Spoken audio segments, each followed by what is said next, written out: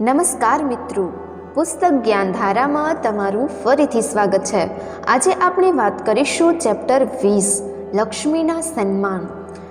Chapter 19માં આપણે જોયું કે એક દિવસ સુધી રામજી ભાને દૂર જવા દઈને લાલિયો અબુ પાસે જાય છે। ત્યાં જઈને હાલારી ઓરતની માગણી કરે છે અને અબુ એની માગણીને સ્વીકારે છે। પછી લાલિયો રૂખીને મળે છે। એની સાથેની વાતચીતમાં એના બાપનું નામ અને એના ધણીનું નામ પૂછે છે। પછી તો અચાનક લાલિયો ક્રોધે ભરાઈને ઉઠે છે અને અબુ હસનનું ખૂન કરીને ત્યાંથી ભાગી જાય છે। અને આ બાજુ રામજીભા અને તેના સાથીદારો અબુ હસનના ટાપુ ઉપર હુમલો કરી દે છે। અને હવે આગળ જંગબારની હાલારી દુનિયા રોજ રોજ સમાચાર માટે રાહ જોતી। વારંવાર મુનિમો ચોપડામાંથી માથું ઊંચું કરીને એકબીજાને સમાચાર પૂછતા। વારંવાર રસ્તે ચાલતા માણસો એકબીજાને રોકીને સમાચાર પૂછતા। રોજ ને રોજ નાના મોટા 1000 કામમાં ચાલ્યા ગયેલા જુવાનોની ખોટ કળાતી। વેપારીઓના ગોદામો ભરાતા જતા હતા। જુવાનોની સાહસ યાત્રાની કથા આમ જાગતી રહેતી। વારામાં કોઈક વહાણ આવે કે 50 જણ કાંઠે સમાચાર પૂછવા દોડી જતું। જરાક પણ સંચાર થાય તો 100 જણ રાતે જાગી ઉઠતું। જેમ જેમ દિવસ જતા હતા તેમ તેમ ચાચિયાઓ સાથે તાકાત મિલાવવાનું કામ સહેલું નહોતું એમ સહુને સમજાતું હતું। જેમ જેમ એ સમજાતું હતું તેમ તેમ સહુની ચિંતા તુરતા પણ વધતી જતી હતી। દરિયાને કાંઠે આખો દિવસ અને રાત કોઈને કોઈ તો હોય જ।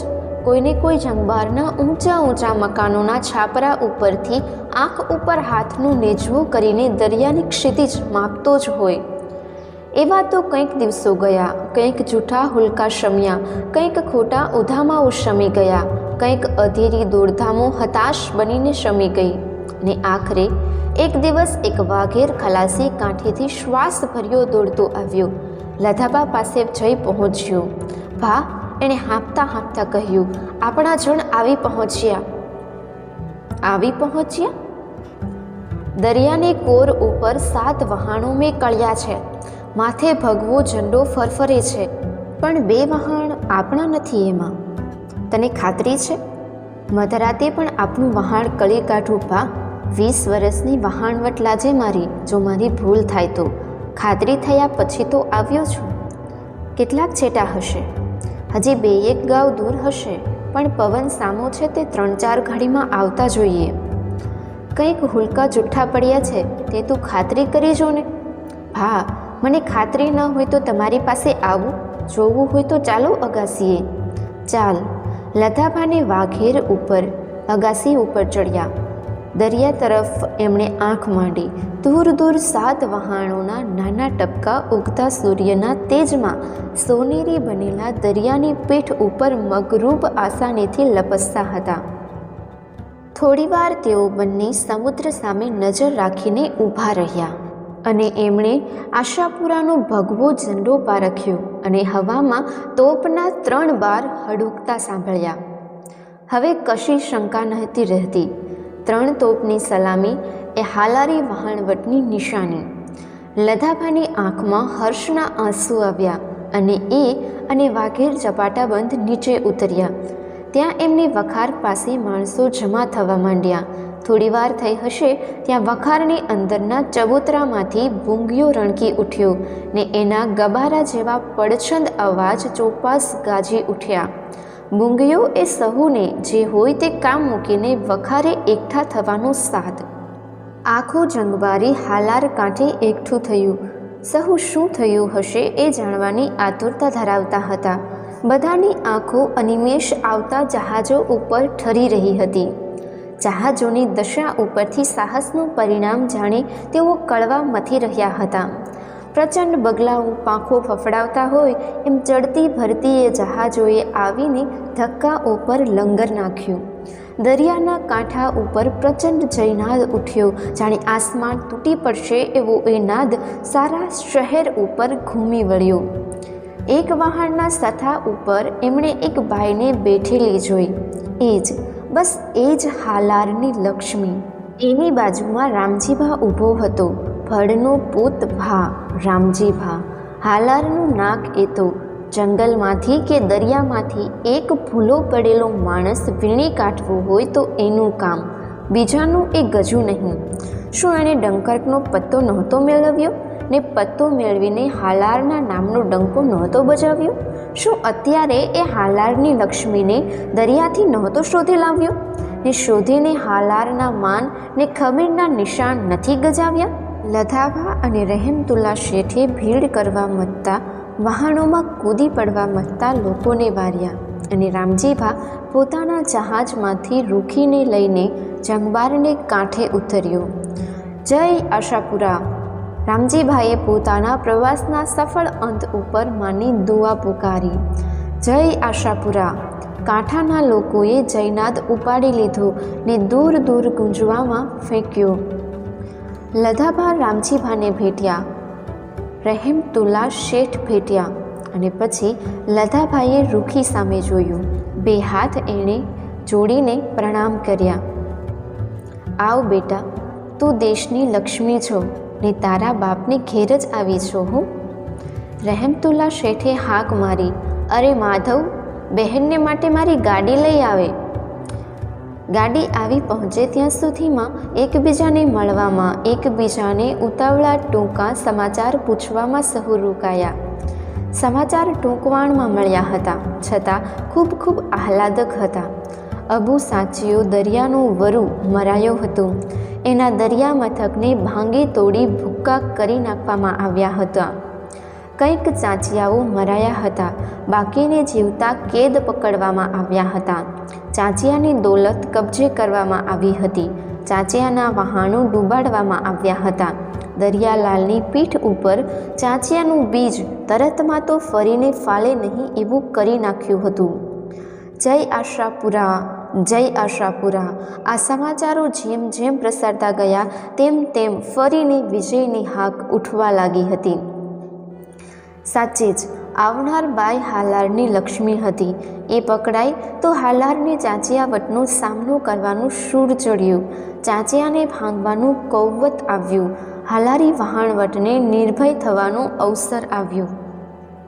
બધાની નજર હવે ફરી ફરીને રૂખી ઉપર જવા લાગી. ધક્કા ઉપરની જગાતની કોટડીને ઓટલે એને બેસાડવામાં આવી હતી ને હજાર પુરુષોના ઉકળાટની વચમાં એ બેઠી હતી. લગભગ 50 વર્ષ થયા હતા કે એથી પણ વધારે હાલારની વસાહતની સ્થાપનાને.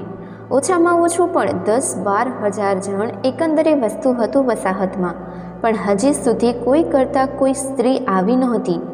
એ આ પહેલી વહેલી જ સ્ત્રી હતી. જંગબાર ઉપર પગ મૂકવામાં એ અભૂતપૂર્વ બનાવ હતો. એવો બનાવ બન્યો ન હતો અને ફરી બનવાની સંભાવના પણ ન હતી. સહુને રૂખીને જોતા પોતાની માતા કે બહેન યાદ આવ્યા. વતનમાં પાછળ મૂકેલો નારી સમુદાય હૈયે ચડી આવ્યો. ક્ષણભર અદૃશ્ય પાંખો વડે અખૂટ અંતર નિમિષ માત્રમાં કાપીને સહુના ચિત્ત પોતપોતાના વતનના ગામના ઘરમાં પરોવાઈ ગયા. રૂખીએ કદીએ આટલા પુરુષોના મોઢા જોયા ન હતા. આ બધાય એના ભાઈઓ હતા. એક અજાણી પરદેશી અબળા જોડે કહેવાયેલો જેવો તેવો સંદેશો આ સર્વ વતનના માણસોને પોતાની સહાયમાં ખેંચી શક્યો હતો. જે સંદેશો એ મોકલાવતી હતી એ પહોંચશે કે નહીં એની જ એને શ્રદ્ધા ન હતી. પહોંચશે તો ઝેલાશે કે નહીં એનો એને કોઈ વિશ્વાસ ન હતો. જ્યારે એને કોઈ આશા નહોતી રહી ને જ્યારે મૃત્યુ કરતાં એ અધમ જીવન એની સામે આવીને ઊભું, ત્યારે પાતાળમાંથી ફરિશ્તાઓ પ્રગટે એમ 200 ભાઈઓ એના બોલ ઉપર ફના થવાને પ્રગટી નીકળ્યા. કેવી આપત્તિઓ એણે સહી ને કેવી ભાઈવટ એણે જોઈ. ભયાનક દુઃસ્વપ્ન સમૂહ એક માનવ વચમાં આવી ગયો. એ હતો તો નર રાક્ષસ, એની કોઈ શંકા ન હતી. એની આંખમાં નરક હતું, હૈયામાં જ્વાલામુખી હતું. પણ એ શું કામ એકાએક ઉશ્કેરાઈ ગયો? શા માટે એણે અબુને મારી નાખ્યો? શા માટે એ ભાંગી ગયો? જે હો તે હો, હવે તો સલામત હતી એ. હવે એને કાયાનો કશો ભય નહોતો. હવે તો એ એના ભાઈઓના ઘરે હતી. જંગબારની સલ્તનતમાં પહેલો પગ મૂકનાર હાલારને લક્ષ્મીના સન્માન રાજ્યએ પોશાક આપીને અને બંદૂકોના ધડાકાથી અને સરકારી સિપાહીઓની સલામીથી કર્યા. રહેમતુલ્લા શેઠે લધાભાને પૂછ્યું, રાજ્યને આટલું કરવાની કંઈ જરૂર? લધાભા હસ્યા. હા, ચાંચિયા ભાગ્યા એટલે આરબનું જોર નરમ થયું. રાજને એટલી એમની દહેશત ઓછી. રાજ એ માટે રામજીભાનું અહેસાનમંદ, પણ અત્યારની રાજની સ્થિતિ એવી છે કે એ રામજીભાની કદર ન કરી શકે, ન આપણી કરી શકે. એટલે રામજીભા વતી બહેન રૂખીને પોશાક પહેરાવ્યો. આરબો નારાજ પણ ન થાય ને આપણે રાજી થઈએ એવો રસ્તો કાઢ્યો. બહેનને પોશાક આપ્યો એ તો ઠીક, પણ રામજીભાને કાંઈ નહીં. રાજ્ય કંઈ ન કરી શકે, કરે એમ પણ આપણે માગવું પણ ન જોઈએ. બે શહજાદાઓ વચ્ચે સલ્તનતના વારસાનો સવાલ છે ત્યાં સુધી. અત્યારે રામજીભા રહ્યું એમ જ નહીં? અરે રહે કેમ, આપણે ક્યાં નથી? લધાભા અને હાલારના બીજા અગ્રણીઓ રામજીભાને પોતાની પાસે બેસાડીને એને જરૂરી વાત પૂછવા લાગ્યા. રામજીભાઈએ સહુને લાલિયા કંઠની વાત કરી. લાલિયાના કરતૂત તો અગ્રણી કોઈથી રામજીભાને અજાણ્યા ન લાગ્યા, પરંતુ તેઓએ જ્યારે રૂખી અંગેની લાલિયાની બદદાનતની વાત જાણી ત્યારે એમના હૈયામાં કાળઝાળ વસી ગઈ. હાલારનો એક માણસ આટલી હદ સુધીની નીચતા બતાવે એ તો કીડાને જીવતો શાને રહેવા દીધો? રામજીભાઈએ ખુલાસો કર્યો. એને જીવતો રહેવા દીધો ત્યારે તો ચાંચિયાઓના મુકામનો તરત પત્તો લાગ્યો. એ એક રાતે ચાંચિયાના મુકામ તરફ ચાલ્યું. એ જશે એ જ અમારી ગણના હતી. ચાંચિયાનો નાશ કર્યા પછી અમારામાંના કેટલાકને લાલિયાની ખબર લેવા વિચાર થયેલો, પણ પછી ઉતાવળને કારણે એ વિચાર પડતો મૂક્યો. એણે હાલારનું નામ બદનામ કર્યું. લધાભાઈએ કડવી ટીકા કરી. કેદી ચાંચિયાઓ ને એમની કબજે લીધેલી મિલકત જે કાંઈ છે તે એક વહાણમાં જ ભરી હતી ને એ વહાણ આખું સુલતાનની સરકારને સુપરત કરાયું હતું. કેદ કરાયેલા ચાંચિયાઓને કાંઠે ઉતાર્યા નહોતા. ઉતાર્યા હોત તો આપણા લોકોને નાહક ઉશ્કેરાટનું કારણ મળે. પકડાયેલા ચાંચિયાઓનો ઉપહાસ થયા સિવાય ના રહે ને એનો ઉપહાસ કાંઈ આપણી સિદ્ધિમાં વધારો ન કરે. રામજીભાની આ વાત લધાભાને એકદમ પ્રશસ્ય લાગી અને પછી રામજીભાઈએ સર્વ અગ્રણીઓને રૂખીની વાત કરી. રૂખી એક વાતમાં ચોક્કસ હતી, એનો પતિ હરજીવન આફ્રિકામાં જ આવ્યો હતો કમાવા ને અહીંથી એ જ લાપતા થયો હતો. એ જીવતો છે કે મરેલો એનો પણ એને ખ્યાલ ન હતો. 8 વર્ષથી એ પરણી, મા બાપની એકની એક દીકરી, મા બાપના એકના એક દીકરા સાથે પરણી. લગ્ન પછી સાસુ મરી ગઈ ને નવી સાસુ આવી. હરજીવનને ઘરમાં રહેવું અસહ્ય બન્યું ને આ તરફ નીકળી આવ્યો એમ બધા કહેતા હતા. પરણ્યા પછીના 5 વર્ષમાં આ વાત બની ગઈ ને રૂખીએ કદી પોતાના પતિને જોયો પણ ન હતો. રૂખીની માં મરી ગઈ. રૂખી પતિ વગરના સધવાના શમશાન જેવા સંસારમાં સાસરામાં ગઈ અને ઓરમાન સાસુના સંતાપ વેઠવા લાગી. કાલાંતરે એ પણ મરી ગઈ ને ઘરમાં રહ્યા, સગામાં રહ્યા, માત્ર વૃદ્ધ બાપ અને સધવા છતાં વિધવા સમી જુવાન દીકરી.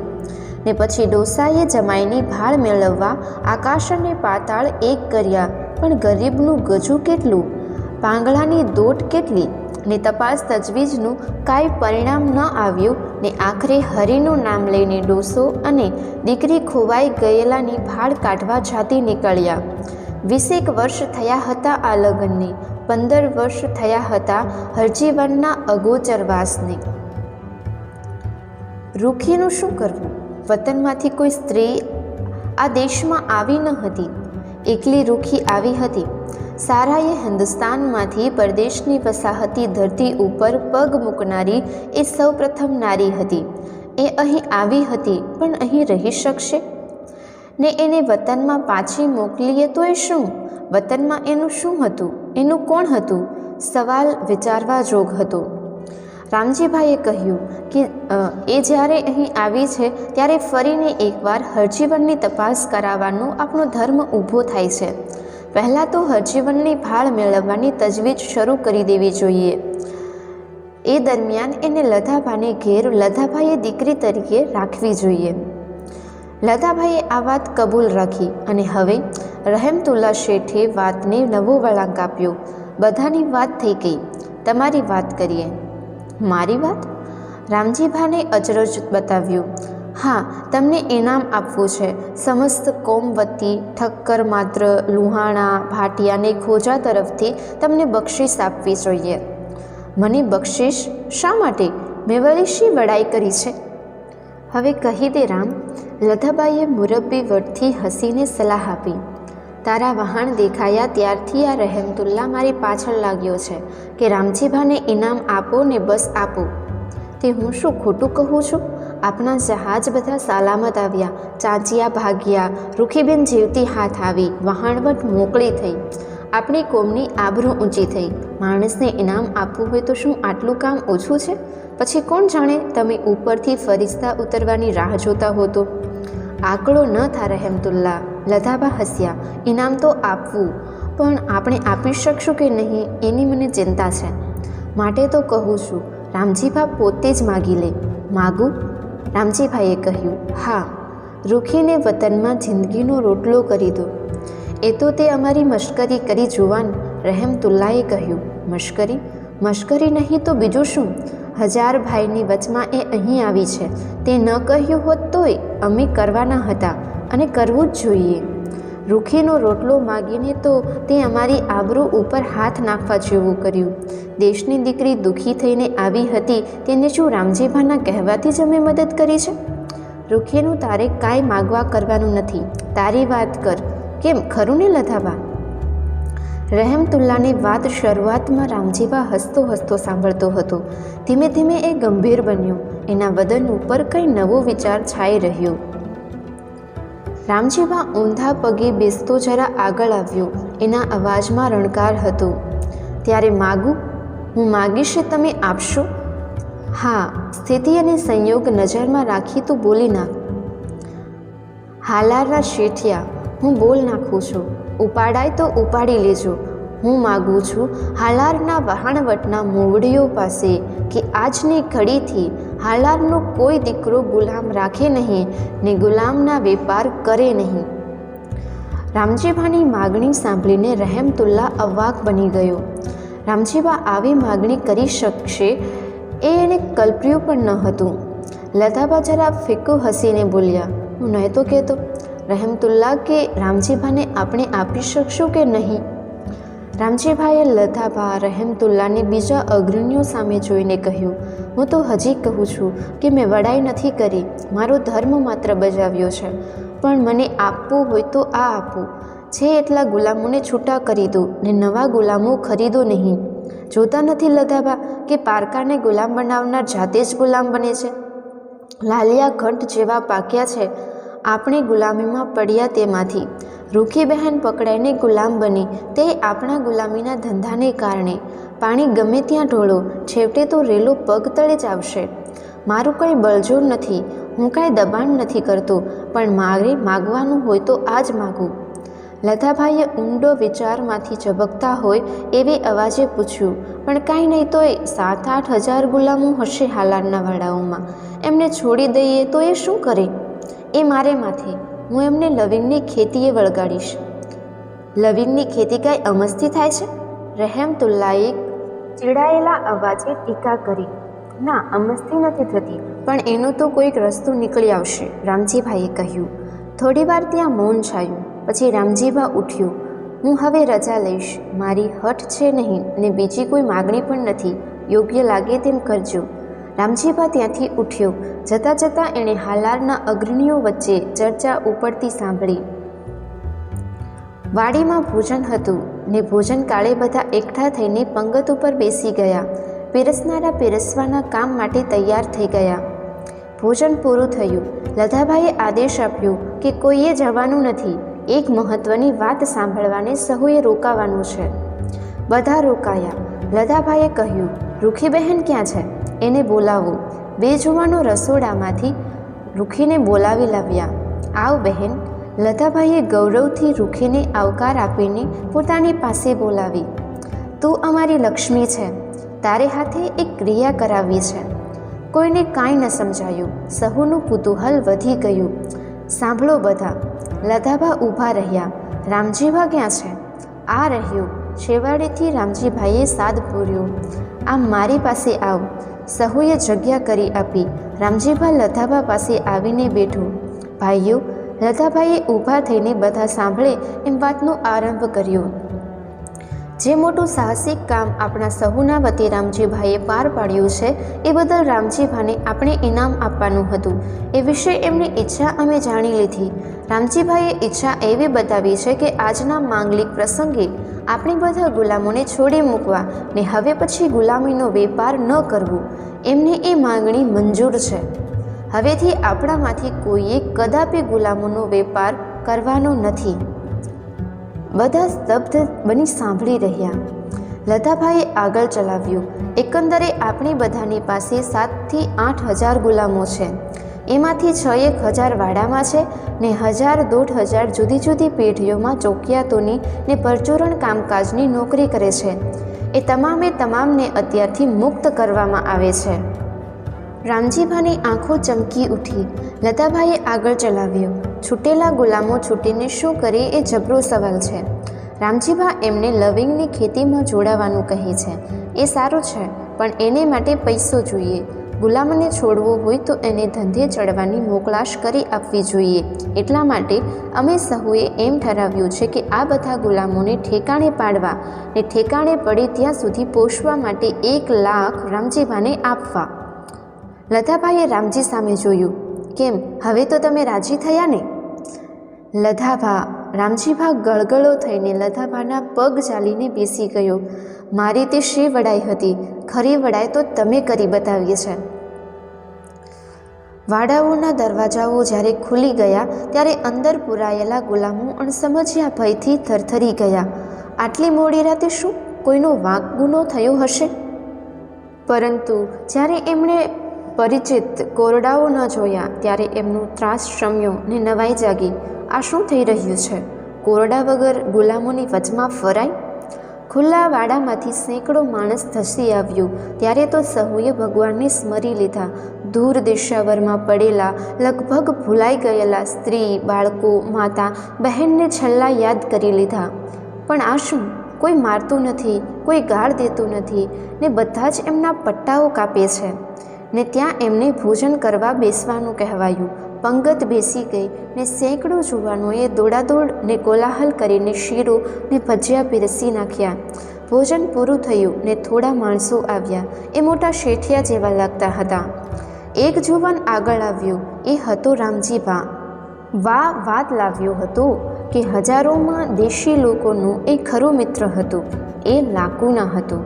હવે ગુલામોને લાગ્યું કે અત્યાર સુધીની અપરિચિતતાની પરંપરાની પાછળ કોઈ મહાન નવતર બનાવ છુપાયો છે.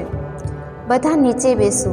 રામજીભાઈએ મોટેથી બૂમ પાડીને હાથ વતી ઇશારત કર્યો. રામજીભાઈએ કહ્યું, હવે તમે ગુલામ ને અમે શેઠ એમ નથી. હવે આપણે બધા ભાઈઓ છીએ. અત્યાર સુધી તમને અમારામાંથી જે કોઈએ દુભાવ્યા હોય તે બધું ભૂલી જજો, દરગુજર કરજો. અત્યારથી તમે ગુલામ નથી, છૂટા છો. હર્ષને એકવાર માર્ગ મળ્યા પછી એ સમાતો નથી. ગુલામોએ પ્રચંડ જયનાદો કર્યા, એકબીજાને ભેટ્યા. સેંકડોએ રૂખીની ચરણવંદના કરી. કંઈક સેંકડો રામજીભાને પગે લાગ્યા અને પછી ગુલામોએ પોતાના દેશ ને પોતાના આચારના નાચગાન કરવા માંડ્યા. આખી રાત વાડામાંથી છૂટેલા ગુલામોના મસ્ત આનંદના કોલાહલથી ગાજતી રહી. કોઈ સૂતું ન હતું, સૂઈ શકે એમ ન હતું.